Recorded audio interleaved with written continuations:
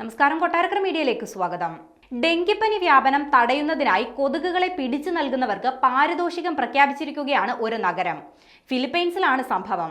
കൊതുകുകളെ ജീവനോടെയോ കൊന്നോ എത്തിക്കുന്നവർക്ക് പാരിതോഷികം നൽകാനാണ് ഫിലിപ്പൈൻസിലെ മനിലയിലെ പ്രാദേശിക ഭരണകൂടത്തിന്റെ തീരുമാനം. നഗരത്തിൽ ഡെങ്കിപ്പനി വ്യാപകമാകുന്ന പശ്ചാത്തലത്തിലാണ് അധികൃതർ ഇത്തരമൊരു പ്രഖ്യാപനം നടത്തിയിരിക്കുന്നത്. കൊണ്ടുവരുന്ന 5 കൊതുകിന് 1 പെസോ വീതമാണ് പാരിതോഷികമായി നൽകുക.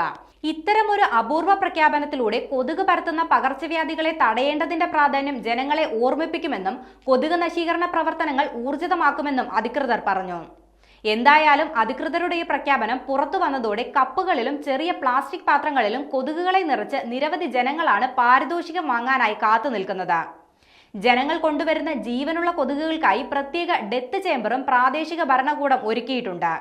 ജീവനുള്ള കൊതുകുകളെ ഗ്ലാസ് കൊണ്ട് മൂടപ്പെട്ട UV ലൈറ്റ് യന്ത്രങ്ങളിലേക്കാണ് മാറ്റുന്നത്. കൊതുകുകളെ എണ്ണിത്തിട്ടപ്പെടുത്തി തന്നെയാണ് പണം കൈമാറുന്നതും.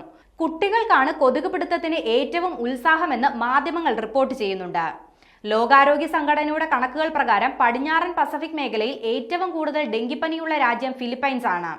2023 1,67,355 ഡെങ്കി കേസുകളും 575 മരണങ്ങളും ഉണ്ടായെന്നാണ് കണക്കുകൾ. രാജ്യത്തെ 5 നഗരങ്ങളിൽ ഇപ്പോൾ ഡെങ്കിപ്പനി പൊട്ടിപ്പുറപ്പെട്ടിരിക്കുകയാണ്. ഈ സാഹചര്യത്തിലാണ് കൊതുകുകളെ പിടിച്ചുകൊണ്ടു ചെന്നാൽ പണം നൽകാമെന്നുള്ള അധികൃതരുടെ പ്രഖ്യാപനം.